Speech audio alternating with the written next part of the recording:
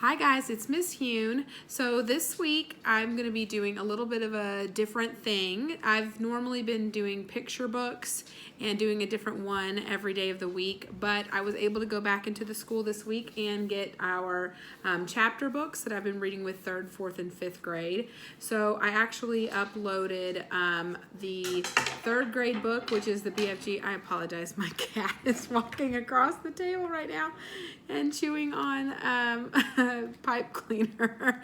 So I apologize. That's real life for you.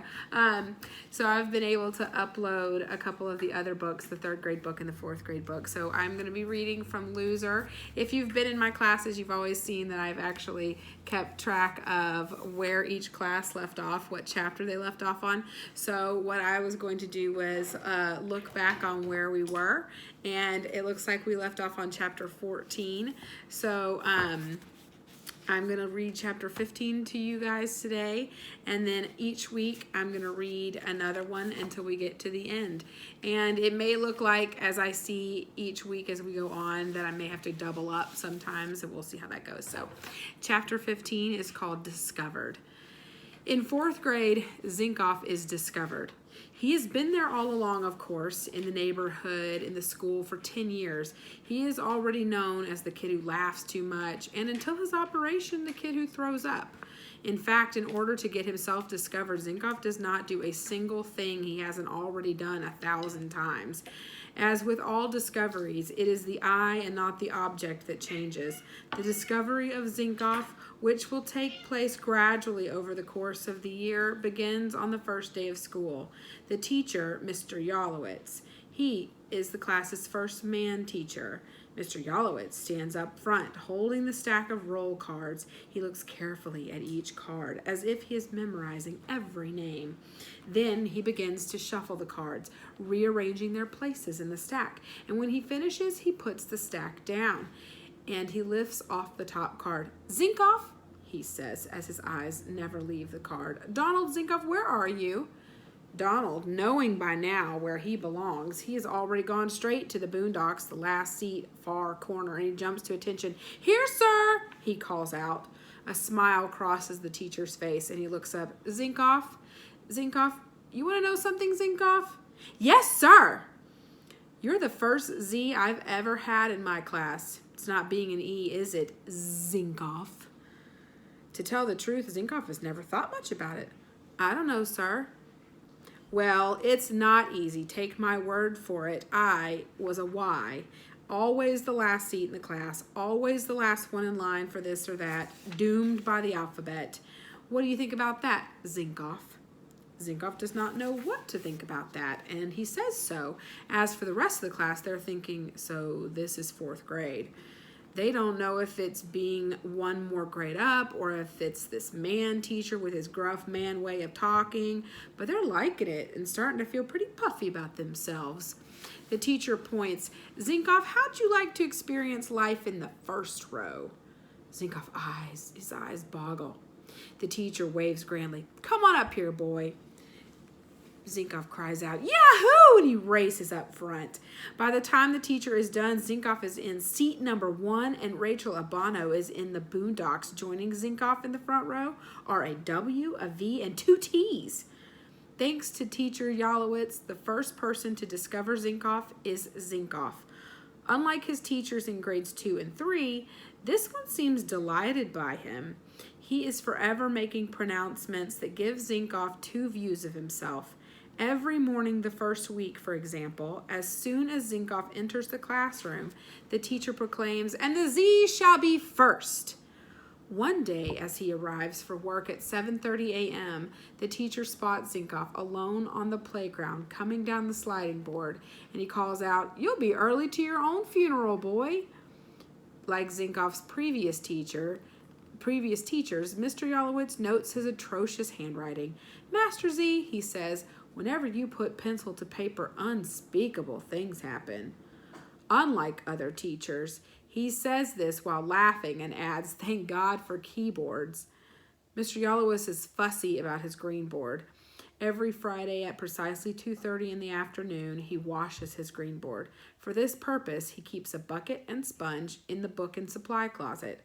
On a Friday afternoon in November, Mr. Yalowitz is called away from class, and by the time he gets back, it is well past 2:30, and Zinkoff is up front, standing on a chair, reaching for the highest part of the green board with the wet sponge.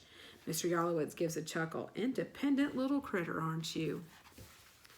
Zinkoff isn't sure if this teacher's remark is a statement or a question, nor does he quite understand what it means.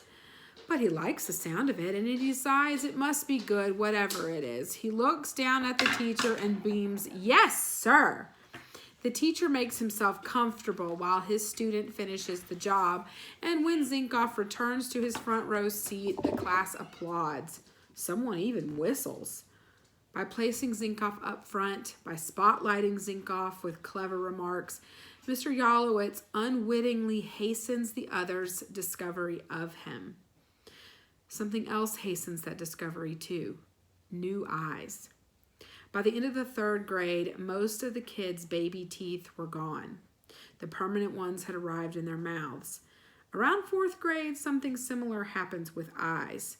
The baby eyes don't drop out, nor are there eye fairies around to leave quarters under pillows, but new eyes arrive nevertheless. Big kid eyes replace little kid eyes. Little kid eyes are scoopers. They just scoop up everything they see and they just swallow it whole. No questions asked. Big kid eyes are picky. They notice things that little kid eyes never bothered with. The way a teacher blows her nose, the way a kid dresses or pronounces a word. 27 classmates now turn their new big kid eyes to Zinkoff, and suddenly they see things that they haven't seen before. Zinkoff has always been clumsy, but now they notice. Zinkoff has always been messy and atrocious and too early and giggly and slow and more often than not wrong in his answers. But now they notice. They notice the stars on his shirts and his atrocious hair and his atrocious way of walking and his atrocious way that he volunteers for everything. They notice it all. Even the dime-sized birthmark on his neck below his right earlobe. It has been there for 10 years, but now they notice and they stare and they say, "What's that?" When the teacher returns graded papers, they peek over Zinkoff's shoulder and see that he never gets an A. When the music teacher comes and demonstrates instruments and passes out sheets to sign up for lessons and orchestra, they peek again and they see that silly goose signed up for all 8 instruments. Those who practice with him in the school orchestra notice that he is given the thunder drum, as the teacher calls it.